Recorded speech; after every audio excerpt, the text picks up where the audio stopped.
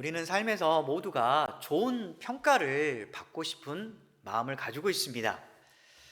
만약에 내 인생이 누군가에 의해서 평가를 받는다면 어떤 평가가 나올 수 있을까요?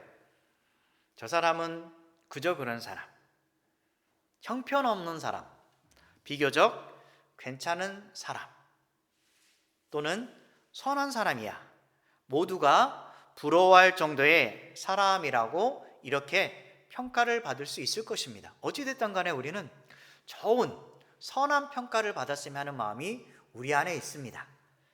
그런데 이것들 모두를 보면 대부분 인격적인 면, 그리고 물질적인 면과 성공과 업적, 인성과 존경을 받는 면에서 우리가 대부분 평가하는 것 같습니다. 여러분이 이렇게 하나씩 평가를 받았을 때 여러분들은 아마도 만족스러운 평가가 나왔으면 하지만 반대로 좋지 않은 평가도 받을 수 있을 것입니다. 그렇다면 하나님이 우리를 보시면서 내 인생의 저울을 달아본다면, 하나님 앞에 저울에 달려본다면 어떤 평가가 여러분에게 나올까요? 두렵습니다. 만약에 저울에 올라갔는데 하나님의 평가가 원하시는 평가에 미치지 않는다면 우리의 마음은 어쩔까요? 상당히 불편할 것입니다. 오늘 말씀도 벨사살 왕이 하나님의 저울 앞에 서게 됩니다. 과연 하나님 앞에 선 그의 인생의 결과는 어떻게 되었을까요? 이를 통해서 우리가 얻을 수 있는 교훈이 무엇인지 함께 나눠보도록 하겠습니다. 13절부터 보면 다니엘이 벨사살 왕 앞에 나오게 됩니다. 그 나오게 된 배경을 잠깐 살펴보면 벨사살 왕은 나라가 위기에 처한 그런 상황에도 불구하고 전쟁에 대비하지 않고 귀족 1000명과 함께 큰 잔치를 벌입니다. 이 부분은 정말 이해가 되지 않습니다. 나라가 전쟁에 위급한 상황에도 불구하고 대신들과 함께 잔치를 벌린다? 그리고 술을 마신다. 유흥을 즐긴다는 사실은 아마도 이해가 되지 않을 것입니다. 그런데 이러한 유흥을 즐기는 잔치 속에서 이 왕은 예루살렘 성소에서 탈취한 거룩한 그릇으로서 귀족들과 왕후들과 그리고 후궁들과 함께 술을 마시는 것입니다. 술을 마시면서 사람이 만든 신들을 찬양하기도 하고 그리고 하나님을 모독하는 것입니다. 만약에 하나님이 보고 계시다면 이 장면에 대해서 어떻게 하실까요? 오늘 말씀도 하나님께서 드디어 인내의 순간이 넘어서게 되자 하나님의 놀라운 역사가 드러내기 시작합니다. 그 순간 사람의 손가락들이 나타나서 석회벽에 글씨를 쓰기 시작합니다. 쫙 쓰는데 그것을 본 벨사살 왕은 두려움에 휩싸이기 시작합니다. 그래서 이 뜻이 무엇인가 전혀 모르기 때문에 바벨론에 있는 지혜자들을 부르기 시작합니다.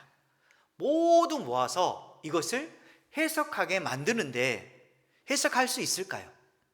하나님의 그 놀라운 손길에 임해서 쓰여진 그 글은 어느 누구도 해석하지 못합니다. 바로 그 순간 왕비가 다니엘을 생각하게 됩니다. 그래서 왕비가 다니엘을 추천합니다. 그는 지혜가 총명하고 모든 사람보다 신들의 영에 압도된 사람이다 라고 말하면서 왕에게 다니엘을 추천합니다. 왕이 상당히 기뻐합니다. 이것을 해석할 수 있다는 그 생각에 다니엘을 불러서 해석을 요청하고 있는 것입니다. 그런데 왕은 지금 다니엘이 누구인지, 다니엘이 믿고 섬기는 하나님이 어떤 역사를 하고 계시는지 전혀 모르는 사람이었습니다. 다니엘은 유다에서 그냥 온 포로 출신이라는 그런 생각밖에 없고, 그리고 지금 자신의 문제를 해결하기 위한 도구 정도로 생각하고 있는 것입니다. 우리의 삶도 이러지 않습니까? 우리가 어떤 문제가 생기면 오로지 우리의 문제를 해결하기 위해서 다른 사람의 도움을 요청합니다. 그때 우리의 어리석은 뭐냐면 하나님으로부터 해결책을 받는 것이 아니라 먼저 우리의 경험과 지식을 통해서 문제 해결을 하려고 하고, 또한 나보다 더 지식과 경험이 풍부한 사람에게 찾아가서 그 문제를 해결하려고 합니다. 이때 우리의 잘못은 하나님 없는 해결책을 찾으려는 것입니다. 우리는 먼저 하나님께서 이 문제를 통해서 어떤 해답을 주실 것인가, 그리고 하나님께서 이 문제를 통해서 나에게 어떤 말씀을 하시려고 하는지 생각해 봐야 되는데, 우리는 전혀 그런 생각을 하지 않을 때가 많이 있습니다. 지금 벨사살 왕은 전혀 하나님에 대한 생각이 없는 것입니다.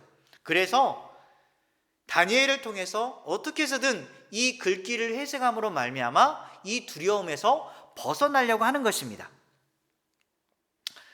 왕은 다니엘에게 석협벽의 글자를 읽고 해석한 자가 아무도 없다라고 이야기하면서, 만약에 내가 이 글을 읽고서 해석을 알려준다면 오늘 말씀처럼 큰 상을 내리겠다라고 합니다. 그러면 왕이 내릴 큰 상은 무엇일까요? 오늘 말씀해 보면 자주색 옷을 입히고 금 사슬을 목에 걸어 주어서 몇째 통치자로 삼습니까? 셋째 통치자로 삼겠다라고 합니다.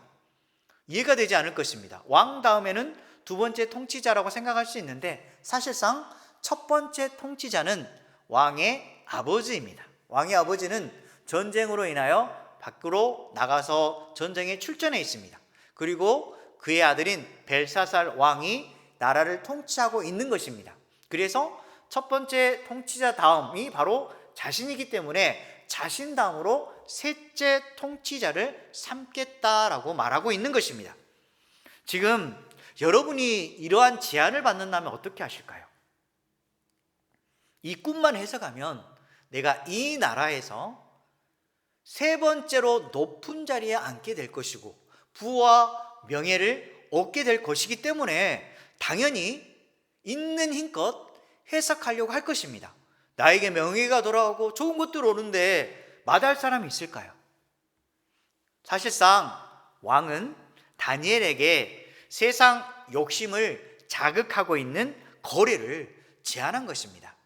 여러분들은 세상에서 옳지 않는 제안을 받았을 때 과연 어떻게 하고 계십니까?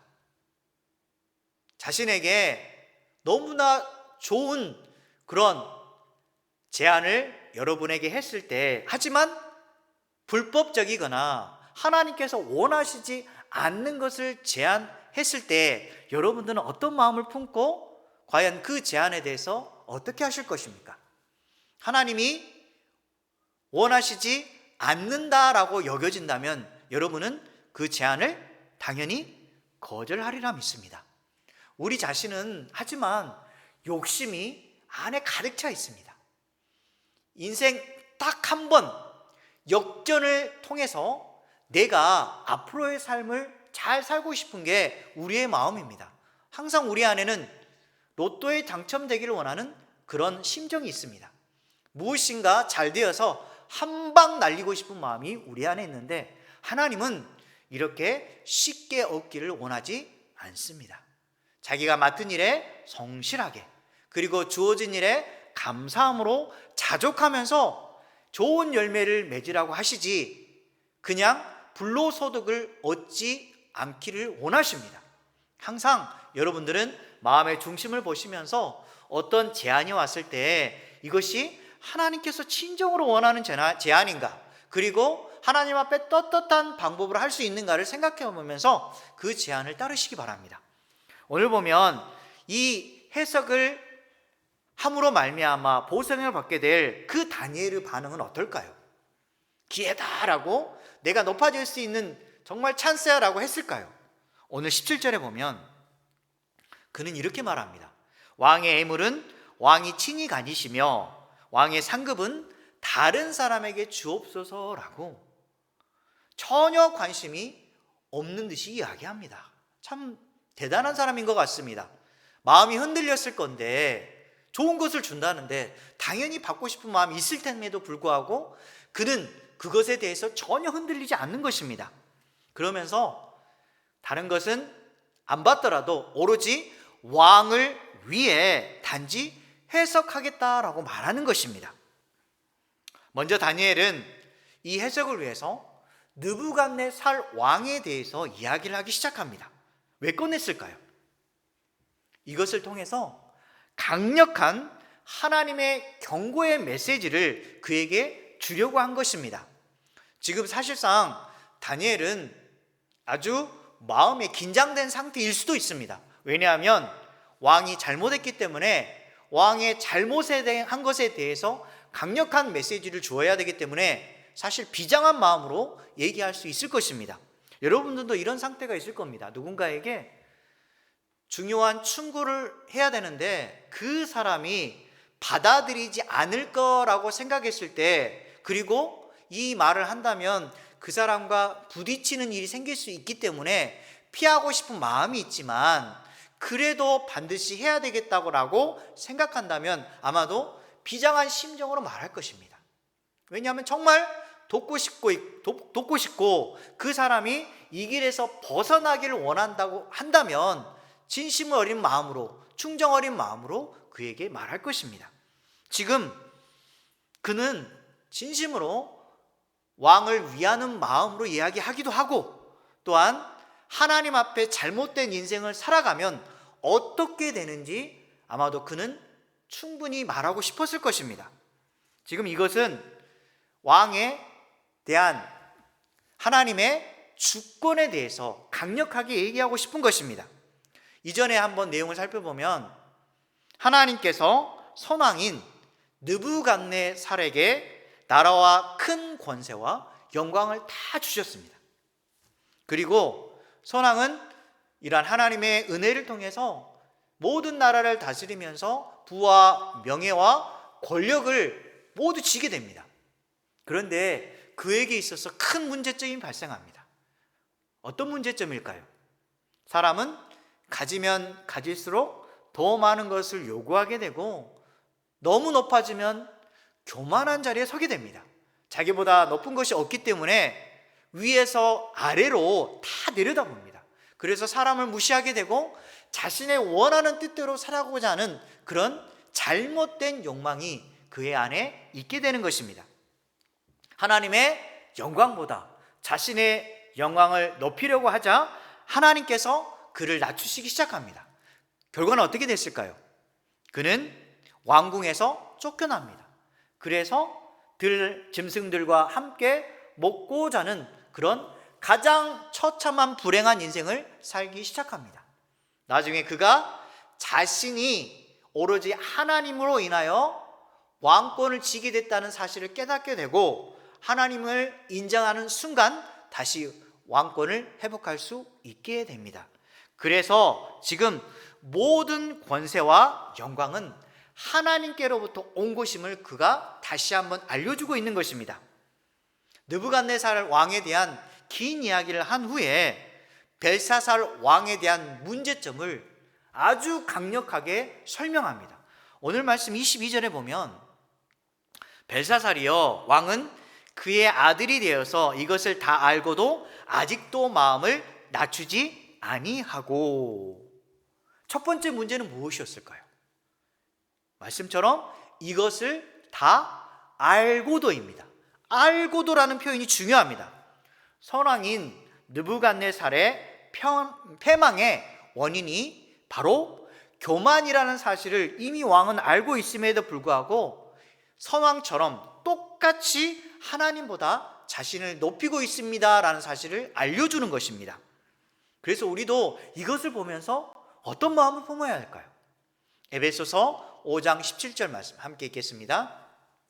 그러므로 어리석은 자가 되지 말고 오직 주의 뜻이 무엇인가 이해하라. 말씀처럼 어리석은 자가 되지 말고 하나님의 뜻이 무엇인가 어떻게 해서든 이해하려고 노력해야 된다는 것입니다.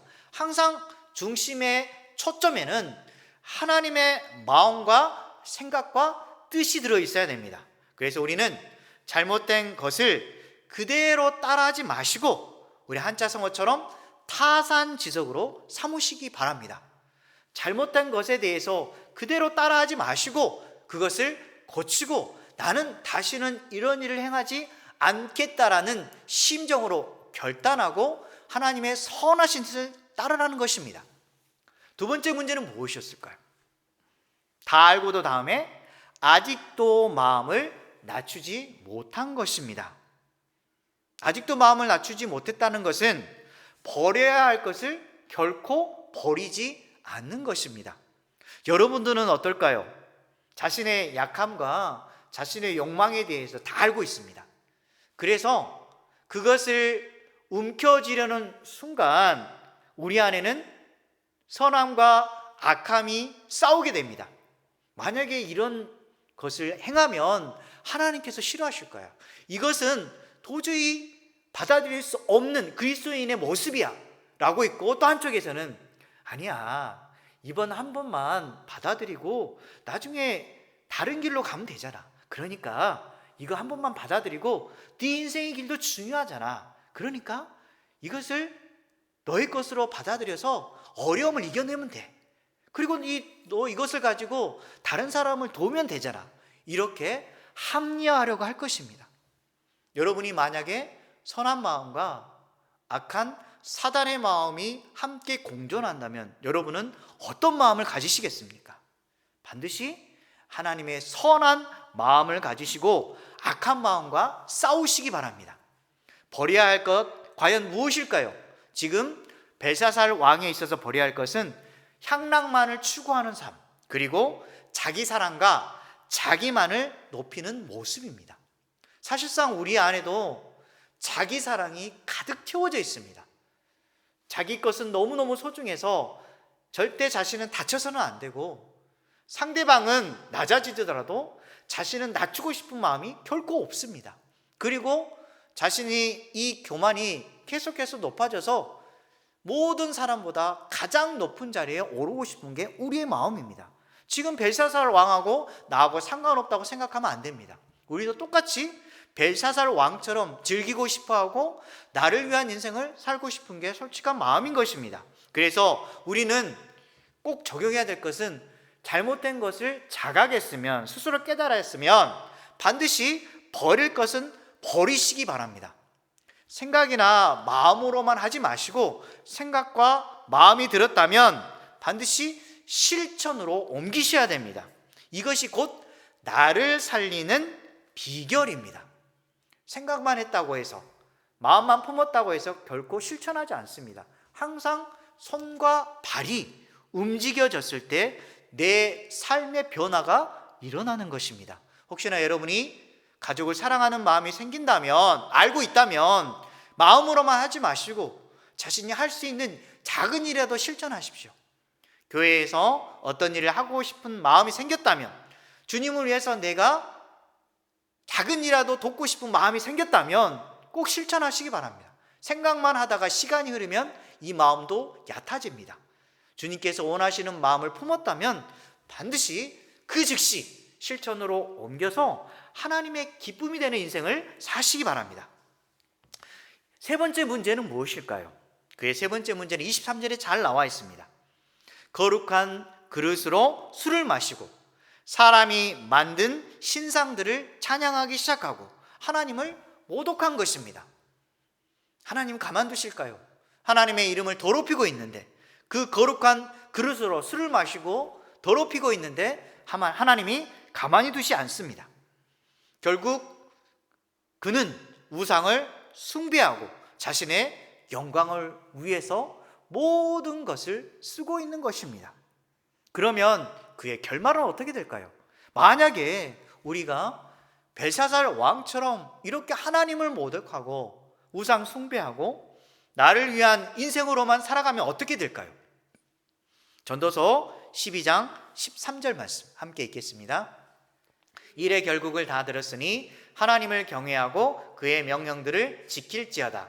이것이 모든 사람의 본분이니라. 우리의 본분은 무엇입니까? 하나님의 말씀, 명령을 지키는 것입니다. 이것이 우리의 본분입니다. 하나님께서 하지 말라고 하면 하지 말아야 됩니다. 하나님께서 이것을 행하라고 하면 그대로 행하면 되는 것입니다. 그래서 우리는 하나님을 경외하고 그분의 말씀을 온전히 따르며 지키는 저와 여러분 되시기 바랍니다. 그래서 우리가 인생의 목적을 알다시피 하나님의 영광을 위해서 살아야 되는데, 만약에 이런 명령을 지키지 아니하였다면 하나님께서는 우리를 향해 결산하실 것입니다. 우리도 항상 끝이 있습니다. 그 끝에는 마지막 회개를 하게 될 것입니다. 세워서 합당한 인생을 살았는지 아니면 잘못된 인생을 살았는지 심판을 받게 될 것입니다. 여러분들도 한 달 동안에 돈을 벌었을 것입니다. 수입이 얼마고 지출이 얼마인데 수입과 지출을 함께 결산했을 때 만약에 지출이 훨씬 많았다면 과연 다음 달을 버틸 수 있을까요? 상당히 힘들어질 겁니다. 마찬가지로 하나님 앞에 올바른 인생을 살지 아니하였다면 그에 따른 불행한 인생을 살 수밖에 없는 것입니다. 그래서 벨사살 왕 앞에 나타난 게 바로 손가락들입니다. 석회벽에 글자를 쓴 것이 바로 왕에 대한 결산이 된 것입니다. 24절에서 29절에 보면 이 글귀가 잘 나와 있습니다. 무슨 글귀가 나왔을까요? 메네 메네 데겔 우 바르신, 이 글귀가 나오는 것입니다. 그러면 메네라는 말이 무슨 뜻일까요? 메네는 세다라는 카운트의 의미입니다. 그러면 메네 메네 두 번 말했다고 하는 것은 자세히 세어보았다라는 것입니다. 하나님이 왕의 날을 자세히 세어보았다는 것입니다. 그 다음에 데겔은 저울에 달아보았는데 너가 미치지 못하였다, 결국 부족하였다라고 말하고 있는 것입니다. 그리고 우는 그리고라는 뜻입니다. 쉽게 말해서 세어보고 달아보니 네가 부족하여서, 그 다음에는 뭐가 나올까요? 결론이 나오게 됩니다. 바르신은 베레스의 복수입니다. 무슨 뜻이냐면 조각을 내다랍니다. 내다. 두 나라가 결국 나누어지고 다른 사람에게 준바되어진다 또는 넘어간다는 의미입니다. 그럼 이 두 나라는 어떤 나라를 가리킬까요? 여러분이 역사를 통해 알다시피 메대와 바사로 나누어지게 된다는 것입니다. 이 심판은 이루어졌을까요? 이루어지지 않았을까요? 분명히 역사가 증명하고 있습니다. 그대로 이루어집니다. 하나님의 심판은 한번 작정하면 반드시 이루어집니다. 그래서 우리가 항상 두렵고 떨림으로 하루하루를 살아야 됩니다. 내가 혹시 하나님 앞에 심판받을 만한 그런 행동을 하지 않았을까? 내 생각이 주님 앞에 잘못된 생각을 하지 않았을까? 항상 두려운 마음으로 주님을 기억해야 됩니다. 잠언서 24장 12절 말씀 함께 읽겠습니다. 내가 말하기를 나는 그것을 알지 못하였노라 할지라도 마음을 저울질하신 이가 어찌 통찰하지 못하시겠으며 내 영혼을 지키시는 이가 어찌 알지 못하시겠느냐. 그가 각 사람의 행위대로 보응하시리라. 각 사람의 무엇대로 보응하십니까? 행위대로 보응하시겠다고 강력하게 말씀하시는 것입니다. 그래서 결국 하나님의 결단은 무엇일까요? 마지막처럼 너의 죄악, 여기서 너의 죄악은 왕도 가리키고 바벨론이라는 나라도 가리킵니다. 이 죄악을 측정해 보니 죄악이 너무 가득하게 해서 심판을 연기할 수 없다라고 말씀하는 것입니다. 그래서 지금 왕과 바벨론의 멸망을 지금 선포하고 있는 것입니다. 그러면 여러분에게 적용해서 만약에 이 손가락이 나타나서 나의 삶에 대해서 쓴다면 과연 어떤 글귀가 나올까요? 두렵습니다. 만약에 죄로 가득한 더러운 그런 추악한 모습이 쓰인다면 어쩔까요? 반대로 선한 열매를 맺은 아름다운 모습이 쓰인다면 어떨까요? 우리가 악한 모습만 나온다면 아마도 너무너무 두려울 것입니다. 우리는 기대해야 될 것입니다. 열심히 살아서 주님 앞에 올바른 인생을 살아서 그 손가락이 하나님을 향했을 때 진심으로 주님을 위한 아름다운 글귀가 나오는 저와 여러분 되시기 바랍니다. 너는 내 사랑하는 아들이야, 내 딸이야, 네가 정말 잘했단다 라는 그런 칭찬이 저와 여러분과 함께 했으면 좋겠습니다. 그래서 전도서 12장 14절, 하나님은 늘 심판하십니다. 함께 읽겠습니다. 하나님은 모든 행위와 모든 은밀한 일을 선악간에 심판하시리라. 그렇습니다. 우리 세 사람을 예를 들고 마지막 말씀을 정리하겠습니다. 끝이 좋지 않은 인생을 산 사람 한 명 있습니다. 그 사람, 생각나는 사람은 저에게는 사울 왕입니다. 사울 왕은 처음에는 왕이 되기 전에는 대단히 겸손했습니다. 나 같은 사람이 어찌 왕이 될 수 있겠습니까? 라고 왕으로 추대했는데 뒤에서 숨어 있었습니다. 그랬던 그가 왕이 된 후에 교만하기 시작하고 그와 함께 사는 다윗을 죽이려고 합니다. 사실상 다윗은 그의 사위임에도 불구하고 질투와 교만과 그리고 저주의 인생을 살다가 끝이 좋지 못한 인생이 바로 사울 왕의 인생입니다. 반면에 회개를 통해서 최고의 행운을 얻은 사람이 있습니다. 우리 예수님의 십자가에 못 박힌 그 사건에 대해 알 것입니다. 그리고 양옆에 같이 십자가에 못 박힌 사람이 있는데 그 중에 한 사람이 있었습니다. 십자가의 한편 강도.